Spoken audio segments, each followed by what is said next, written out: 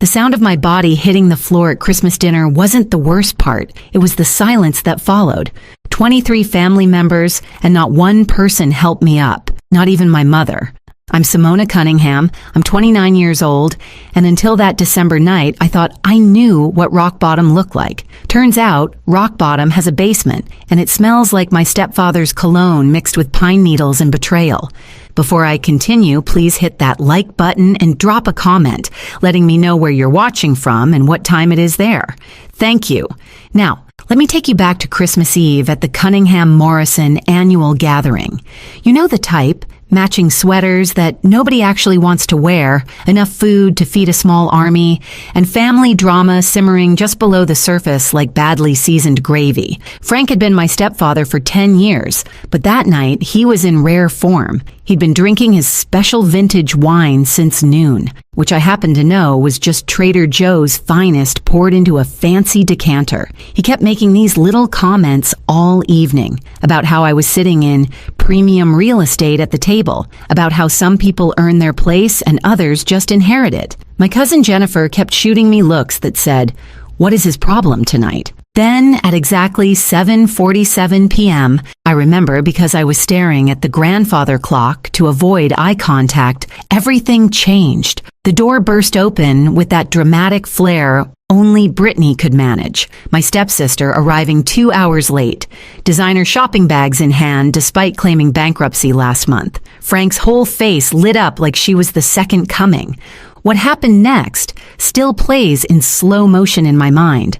Frank stood up, walked over to where I was sitting, the same seat I'd occupied for 29 years, the seat my late father used to call Simona's throne, and announced to everyone that his real daughter needed a proper place at the table. When I didn't move fast enough, he grabbed my chair while I was still in it and yanked. I tried to stand, got tangled in the tablecloth, and went down hard. My hip hit the hardwood floor, my dress ripped, and the cranberry sauce went flying. But the worst part? The silence. 23 people, including my own mother, just sat there like they were watching a dinner theater performance. My grandmother made this tiny gasp, the kind she usually reserves for when someone uses the wrong fork. Uncle Ted, bless his tacky heart, had his phone out and was recording everything, probably thinking it would be funny for his Facebook page. My mother's face had that frozen expression she'd perfected over the years, the one that said she saw nothing, heard nothing,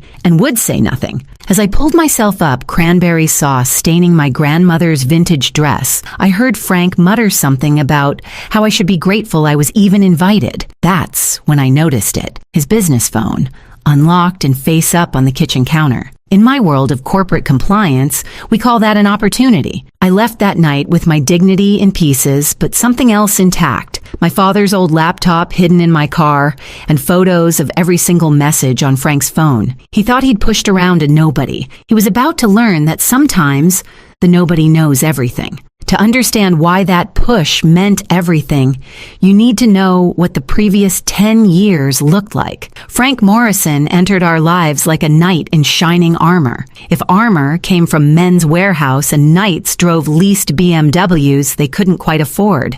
My mother had been widowed for 2 years when Frank appeared at our church's Widows and Widowers group. Looking back, him being there was like a wolf attending a sheep support group. He zeroed in on my mother faster than Brittany goes through credit cards. The favoritism started small. Brittany got a car for her 18th birthday, a brand new Honda. When I turned 18, Frank got me a bus pass and a lecture about self-sufficiency. I actually laughed at the time, thinking he was building character. The joke was on me. College was where things got interesting. My father had set up education funds for me before he died. I'd seen the statements when I was younger, but when I went to access them, mysteriously depleted. Market volatility, Frank explained, while somehow finding $60,000 for Brittany's art degree at a private college. She dropped out junior year to become an influencer. Her Instagram has 247 followers, half of them bots. My mother transformed during those years, too. She went from the woman who ran charity galas and commanded respect to Frank's personal echo. Whatever Frank thinks is best became her catchphrase, like she was a pull-string doll programmed with 5 responses. The real knife twist? The family business my father built from nothing, a small but profitable logistics company, was now under Frank's control. He'd convinced my mother to make him CEO while she was still grieving. I watched him parade around my father's office, using his golf clubs, sitting in his chair like he'd earned any of it. But here's what Frank didn't know. I'd been watching more than he realized. 3 years into their marriage, I'd found discrepancies in the company books during a family dinner where he'd left his laptop open. 5 years in, I noticed property transfers that didn't make sense. 7 years in, I started keeping copies of everything. Thanksgiving last year, my grandmother pulled me aside in the kitchen. She pressed something into my hand, a USB drive. "Your father's old laptop," she whispered. "The one from the garage? Don't let Frank know you have it. There are things on there, things he should have told you before he died." Then she went back to basting the turkey like she hadn't just handed me a potential bomb. Frank got bolder as Brittany failed at job after job. First, she was going to be a fashion designer, then a party planner, then a life coach, which was rich, considering she couldn't manage her own life. Each failure cost thousands. And guess where that money came from? The company my father built. The pattern was so clear you could set your watch by it. Brittany would fail. Frank would rage about ungrateful millennials, then somehow find money to fund her next disaster. Meanwhile, I was working 60-hour weeks in corporate compliance, taking night classes for my CPA, and still hearing about how Brittany was the future of the family. Christmas night, I sat in my apartment with ice on my hip and fire in my heart. The champagne I'd brought for the family toast sat unopened on my counter. Turns out humiliation pairs better with coffee and rage. I pulled out my father's old laptop, the one I'd hidden in my closet for a year, too scared to open it, too scared of what I might or might not find. The USB drive my grandmother had given me felt heavy in my hand. Tonight felt like the right time to finally look. The password was my birthday. My father was brilliant but terrible with passwords. What loaded up made my hands shake. Email archives going back 15 years.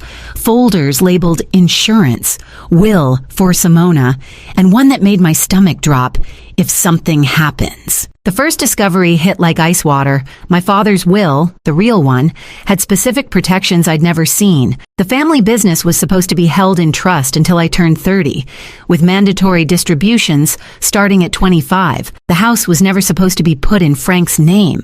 There were safeguards, provisions, clauses that protected everything.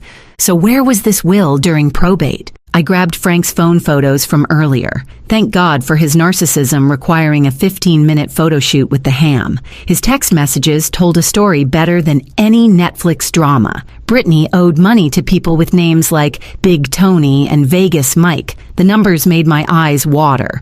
$200,000, maybe more. Frank had been juggling creditors like a circus act. Then I found the mother lode, messages between Frank and someone named Carl about restructuring the company assets, moving inventory offshore, setting up shell companies, using the family business as collateral for loans that were funding Brittany's lifestyle. In my line of work, we have a word for this: fraud. My phone buzzed. The family WhatsApp group was going insane. Uncle Ted's video of my fall had been posted with crying, laughing emojis, but the responses weren't what he expected. Cousin Jennifer wrote, "Ted, what the hell is wrong with you?" Aunt Martha added, "This is disgusting." My phone rang. It was Jennifer. She told me something that made everything click. She'd been doing paralegal work for a firm handling foreclosures, and she'd seen our mother's house on a preliminary list. Frank had taken out 3 mortgages without telling anyone. The house my father built with his own hands was about to be lost to pay for Brittany's failed boutique, her failed food truck, her failed everything. I opened my laptop and started typing. Every email I wrote was scheduled to send at 3 a.m. to Frank's business partners, to the IRS tip line, to the state attorney general's office, to Brittany's creditors with Frank's actual financial statements attached, to my mother with the real will. Each email was perfect, professional, and devastating. 10 years of compliance training was about to pay off in ways my company never imagined. I included Uncle Ted's video in several of them. Let them see exactly who Frank Morrison really was. I woke up at 5:58 a.m. on Christmas morning, 2 minutes before my alarm. I made coffee, sat in my father's old reading chair, and waited. At exactly 6:23 a.m., Frank's world began to explode. The first call came from Carl, his business partner. I could hear Frank's phone ringing from my apartment. He lived 3 floors up in the same building. Another thing he'd manipulated my mother into paying for. Then another ring. Then another. By 6:45 a.m., the calls were continuous. I pulled up the family WhatsApp to watch the show. Frank had typed, "Simona, what did you do?" in all caps at 6:31 a.m. At 6:32 a.m., he tried to delete it, but 17 people had already screenshot it. Uncle Ted suddenly wasn't finding anything funny anymore. His video had somehow made it onto TikTok overnight and had 50,000 views. Quick pause here, friends. If you're enjoying this Karma Christmas special, please hit that subscribe button and leave me a comment. Let me know your worst family dinner story. Your support helps me share these stories, and honestly, it means more than you know. Back to the chaos. Frank's partners were the first dominoes. Carl, Fred, Rick, Andy, Uma, and Derek. I swear, I'm not making up those names, though the acronym they spell is almost too perfect. Each received detailed documentation of Frank's creative accounting. The IRS tip included 5 years of discrepancies I documented, with a bow on top. Brittany's creditors got the real treasure, Frank's actual assets, his hidden accounts, and proof that he'd been lying about his finances while his daughter skipped payment after payment.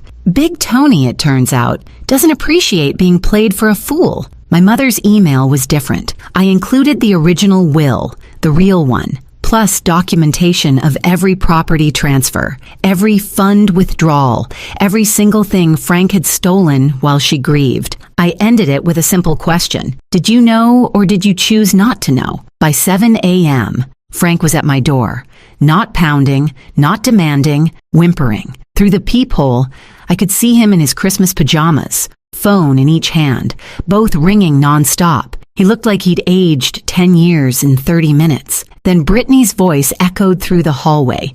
She was screaming about her credit cards being declined at Starbucks. On Christmas morning, she'd gone to Starbucks. The entitlement was almost impressive. She was demanding Frank fix it immediately, threatening to tell everyone about his side business if he didn't. Even I didn't know about a side business. This was getting better than expected. My mother arrived at 7:30 a.m., still in her nightgown with a coat thrown over it. The look on her face wasn't anger or sadness. It was awakening, like she'd been sleepwalking for a decade and finally opened her eyes. Frank's phone showed 47 missed calls by 8 a.m. I know because he kept screaming the number like it meant something. Lawyers, creditors, partners, investigators, even Brittany's art school, calling about fraudulent loan applications. Each ring was a nail in the coffin he'd built himself. The family chat had evolved from confusion to commentary. Cousin Jennifer posted, "Karma's working overtime this Christmas." Grandmother simply wrote, "Finally." My mother hadn't said a word online, but she'd been reading every message, seeing every piece of evidence I'd shared. By 9 a.m., 3 news vans were outside our building.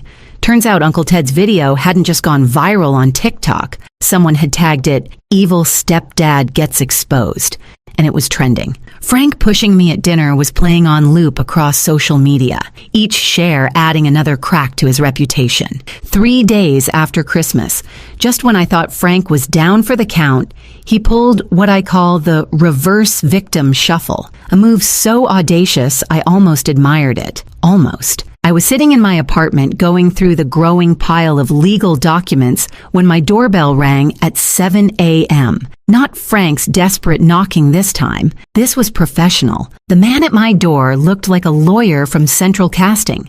Silver hair, expensive suit, and a smile that probably cost more than my car. His name was Richard Steinberg, and he handed me papers with the kind of flourish usually reserved for magicians pulling rabbits from hats. Except this rabbit had teeth. Frank was suing me for $2 million for corporate espionage, defamation, and something called intentional infliction of emotional distress. That last one made me laugh out loud, which probably wasn't the reaction Richard expected. Turns out, Frank had called in a favor from his golf buddy. You know, the one who always cheated at the 9th hole. Richard Steinberg wasn't just any lawyer. He was the guy who'd gotten 3 CEOs off on technicalities. His retainer alone cost more than Frank had, but apparently he was working on contingency, betting on a big payout. The counterattack was actually clever. Frank claimed I'd used my position in corporate compliance to steal trade secrets, that I'd violated confidentiality agreements, and that my malicious prosecution had cost him millions in lost business. He'd even found 2 former co-workers of mine, Kelly and Marcus, both fired for expense fraud, who were willing to swear I'd bragged about taking down my stepfather. But the real shock came at noon. Brittany showed up at my door with a camera crew. Not news media. She'd hired a documentary filmmaker, a guy named Chad with a YouTube channel, to film her story of being victimized by a jealous stepsister. She stood in my hallway, fake crying about how I'd always resented her success, how I'd fabricated evidence, how I was the real villain. The narrative was spreading. Frank had hired a PR firm. Well, actually, it was just some guy named Doug who ran a reputation management service from his mom's basement, but he was surprisingly effective. The hashtag falsely accused started trending. They'd edited Uncle Ted's video to make it look like I'd thrown myself down. The internet, it turns out, loves a conspiracy theory. By day 4, I was getting death threats from strangers who'd decided I was an evil stepdaughter trying to destroy a hardworking family man. My company put me on administrative leave pending investigation. My neighbor started a rumor that I was mentally unstable. Even some family members started questioning. Maybe Frank had a point? Maybe I'd gone too far? The worst moment came when my mother called, doubt creeping into her voice. "Simona," she said quietly, "Frank's lawyer showed me documents.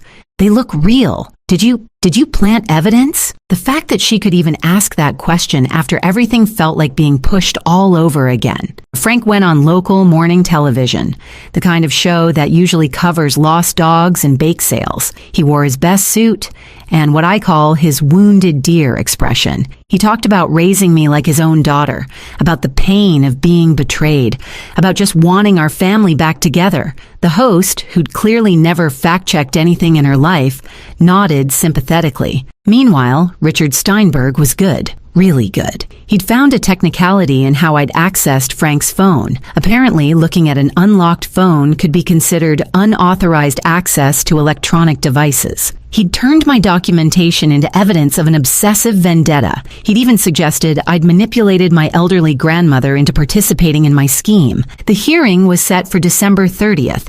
The judge, Harold Feinstein, was known for favoring dramatic reversals. Frank's team had momentum, media sympathy, and a narrative that was starting to stick. That night, I sat with my father's laptop, wondering if I'd played my cards too early, if Frank was about to flip the entire table. December 29th, the day before the hearing, everything changed again. But this time, Frank's carefully constructed counter-narrative collapsed like a house of cards in a hurricane. It started with Doug, the reputation management expert.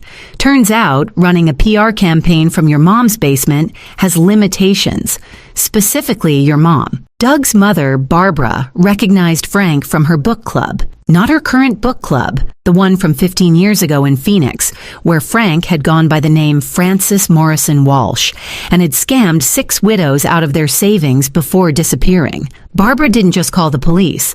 She called her entire network of book clubs across 3 states. By noon, 14 different women had come forward with stories about Frank. Different names, same scam. The wounded family man persona evaporated faster than Brittany's modeling career. Then Kelly and Marcus, my former co-workers who'd agreed to testify against me, had a sudden attack of conscience, prompted by the FBI showing up at their doors. Turns out, lying in a federal investigation is still illegal, even if a fancy lawyer asks you to do it. They flipped faster than pancakes at IHOP, admitting Frank had paid them each $5,000 to lie. But the real bombshell came from an unexpected source. Richard Steinberg's paralegal, a quiet woman named Dorothy who'd been taking notes in every meeting.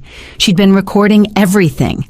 Legally, since our state is a one-party consent state. Frank, not knowing this, had been extremely candid about fabricating evidence, bribing witnesses, and his plans to flee to Costa Rica once he got the settlement money. Dorothy didn't just quit. She marched into the DA's office with 6 hours of recordings, color-coded transcripts, and what she called her conscience folder. Every dirty trick Richard and Frank had planned. Turns out Dorothy's daughter had been scammed by a stepfather, too. She'd been waiting for exactly this moment. The documentary filmmaker Chad, who'd been following Brittany around, accidentally became the hero we didn't know we needed. He'd been live streaming a lot of his footage, thinking it would build buzz.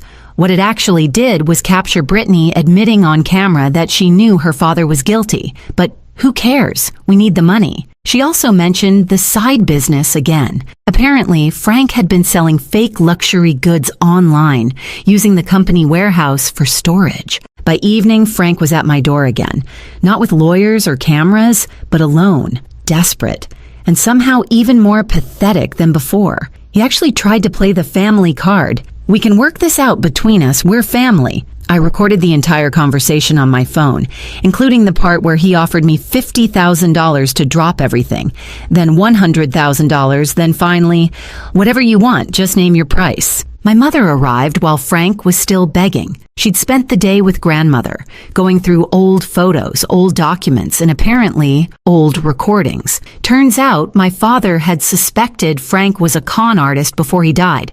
He'd hired a private investigator, gathered evidence, but the cancer took him before he could act. Mother had found it all in a safety deposit box she'd forgotten about. Grief does strange things to memory. The look on Frank's face when Mother played the recording of him bragging to someone about landing the grieving widow jackpot was almost worth everything. Almost. That night, after Frank had slinked away and Mother had gone home to process everything, I sat alone with my father's laptop. There was one folder I'd been avoiding, labeled simply, "For my daughter, open when ready." I finally felt ready. The first file was a video. My father, thin from chemo but eyes still bright, sitting in his study. The timestamp showed it was taken 3 weeks before he died. His voice was weaker than I remembered, but his words were steel. "Simona, if you're watching this, it means Frank Morrison has shown his true colors. I'm sorry I couldn't protect you myself, but I've left you the tools to protect yourself." He held up a folder. Everything in here is backed up in 3 places: the laptop, a safety deposit box at First National, and with my attorney, Mitchell Reeves, in Denver. What followed was 20 minutes of my father methodically laying out Frank's history. His real name was Franklin Morris Worthington. He'd been running the same con for 20 years across 7 states. My father had tracked down 11 victims, recorded their stories, gathered police reports. Frank wasn't just a con man. He was a serial predator who specialized in widows with children. But then my father revealed something that made me gasp. I didn't confront him because I needed him to think he'd won. You see, sweetheart, the FBI has been watching Frank for 5 years. Agent Sarah Chen approached me 6 months ago. We've been building a federal case. The video continued with my father explaining the trap he'd set. The will Frank thought he destroyed, that was fake. The real one was filed in Denver, ironclad and unbreakable. The business accounts Frank had access to. Honeypots with trackers on every transaction. Even the house. It was in an irrevocable trust that would activate on my 30th birthday or upon evidence of Frank's fraud, whichever came first. I knew I wouldn't be there to activate it, my father said, tears in his eyes, but I knew my daughter would be strong enough to finish what I started. The next file was labeled Sarah Chen, FBI contact. I dialed the number with shaking hands. She answered on the second ring, like she'd been waiting for years. "Miss Cunningham? I was wondering when you'd call. Your father said you'd know when the time was right." What followed was a conversation that changed everything. Frank's secretary, the one he'd been having an affair with, she was Agent Chen, undercover for 3 years. She hadn't been having an affair. She'd been documenting everything. The side business selling fake goods. It connected to an international fraud ring the FBI had been tracking for a decade. We were waiting for Frank to make his big move. Agent Chen explained.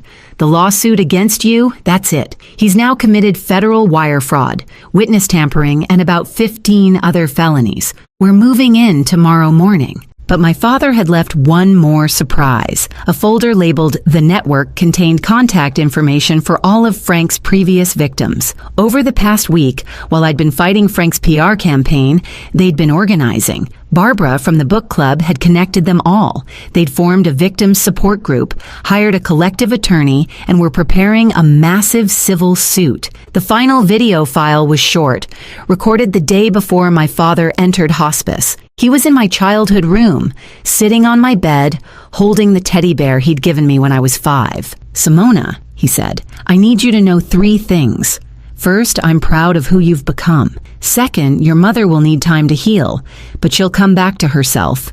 Be patient with her. And third, he smiled, that mischievous smile I'd missed so much. Frank's biggest mistake was underestimating you. He thinks you're just a sweet compliance officer. He has no idea you got your fighting spirit from both your parents. Give him hell, sweetheart, and then live your beautiful life. The video ended with him placing the teddy bear on my pillow and whispering, Justice isn't revenge, it's balance. Restore the balance, my darling girl. December 30th arrived with a blizzard and a SWAT team. The arrest happened at 6 a.m. The FBI doesn't believe in sleeping in. Frank was in his underwear. Brittany was screaming about her rights, and somehow Doug, the PR guy, was there too, having spent the night crisis managing from Frank's couch. All 3 were arrested, though Doug was released once they realized he was just catastrophically stupid, not criminal. The hearing scheduled for that morning became something else entirely. Judge Feinstein, who'd been ready to hear Frank's lawsuit against me, instead found himself presiding over an emergency asset freeze. The FBI presented their case with the kind of precision that made my compliance-loving heart sing. Agent Chen took the stand. 3 years of undercover work distilled into 2 hours of devastating testimony. She documented everything: the embezzlement, the fraud, the money laundering, even Frank's plans to murder my father by switching his medications, a plan he'd abandoned only because my father was already dying. Richard Steinberg tried to withdraw from the case so fast he actually tripped over his briefcase, but the judge wasn't done with him.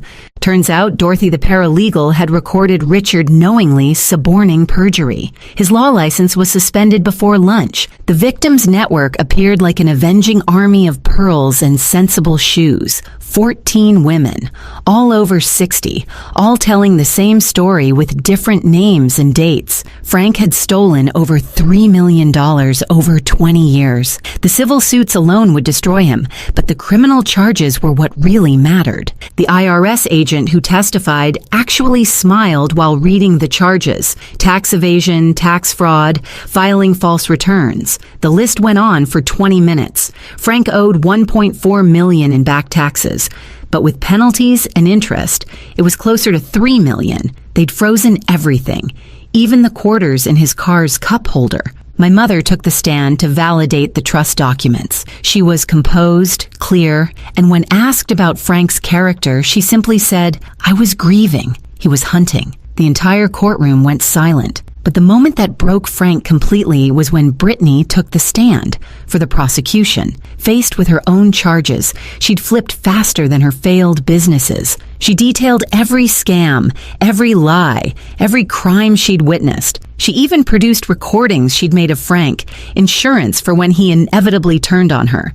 The scorpion had stung itself. The federal prosecutor, a woman named Jessica Torres, who looked like she ate defense attorneys for breakfast, laid out the full scope. This wasn't just fraud, it was racketeering. Frank hadn't acted alone. He was part of a network that targeted widows across the country. The fake luxury goods were funding terrorism. The money laundering went through 6 countries. Frank wasn't just facing jail time, he was facing the kind of jail time usually reserved for mob bosses. By the end of the day, Frank had been denied bail as a flight risk. His passport had already been flagged when he'd tried to book a ticket to Costa Rica that morning. Every asset was frozen, every avenue of escape blocked. The man who'd pushed me down was now falling, and unlike me, no one was going to help him up. New Year's Eve arrived with champagne and vindication. The family gathering was at grandmother's house this time. She'd declared the old venue tainted by Frank's presence, and nobody argued with grandmother when she used that tone. The atmosphere was surreal. The same people who'd watched in silence as Frank pushed me were now treating me like a hero. Uncle Ted had become my biggest supporter, mainly because his video had been optioned for a true crime documentary and he was getting paid. He donated half to charity, keeping the rest for what he called his apology fund, taking me to very expensive dinners to make up for being an idiot. Jennifer had proven herself a true cousin through everything. She'd spent the week helping other victims file paperwork, working pro bono because, as she said, watching Frank get destroyed is payment enough. She'd even started dating Agent Chen's partner, a very nice FBI accountant named David who loved spreadsheets as much as she loved justice. My mother arrived early to help set up. She'd been in therapy since December 27th, an intensive program for victims of long-term manipulation. She looked different. Not just happier, but present in a way she hadn't been for a decade. She'd started wearing red again, my father's favorite color on her. "I need to apologize properly," she said, not to the room, but directly to me, not for being fooled. Grief makes fools of us all, but for choosing comfort over courage, for letting him dim your light to avoid seeing my own darkness. You deserved a mother who fought for you. Instead, you had to fight for both of us. The room went silent, but it was a different silence than Christmas Eve. This was respect, acknowledgement, the kind of moment that heals things. Grandmother stood up, raising her champagne glass. "This family failed Simona once. We will not fail her again, and we will not forget that justice came not from us, but despite us. May we earn the forgiveness she's showing us by being here tonight." At exactly midnight, as the ball dropped on TV, my phone received a notification. The trust had activated. The family business was officially mine. The house was in my name. Every protection my father had put in place had triggered. It was January 1st. New year, new life, new beginning. Frank, meanwhile, was spending his New Year's Eve in federal detention. Brittany had been released on bail but was under house arrest at a halfway house, her Instagram dreams replaced by court-mandated community service. She'd gotten a job at McDonald's. The uniform did not photograph well. Someone had sent me a photo from the detention center's New Year's celebration. Apparently, they'd had sparkling apple cider and stale cookies. Frank was sitting alone in a corner, wearing orange instead of Armani. The man who'd needed to be the center of attention was now just inmate number 4847329. The best part? The documentary producers wanted to interview me.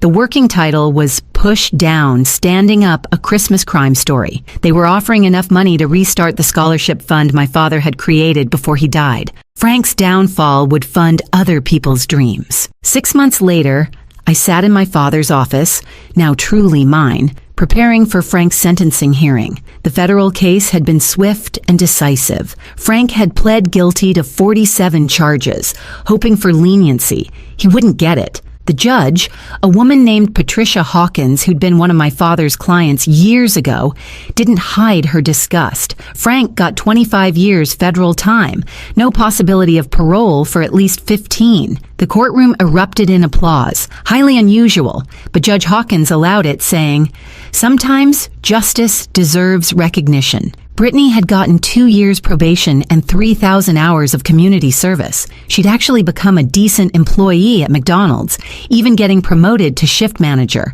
Her Instagram now featured motivational quotes about redemption and pictures of her mopping floors with captions like humble beginnings, character development at last. The family business had not just recovered, but thrived. The employees, freed from Frank's toxic management, had increased productivity by 40%. We'd won back contracts Frank had lost, gained new ones from the publicity, and I'd instituted profit sharing that made everyone invested in our success. My mother had sold the tainted family home and bought a smaller place near the beach. She'd started dating my father's old friend, Mitchell, the lawyer from Denver who'd kept the real will safe. He was nothing like Frank. Quiet, kind, and he asked me for permission before proposing. I gave it gladly. The Victims Network had become a formal nonprofit, helping widows recognize and escape predatory relationships. Barbara from the book club was its president, and they'd already helped dozens of women.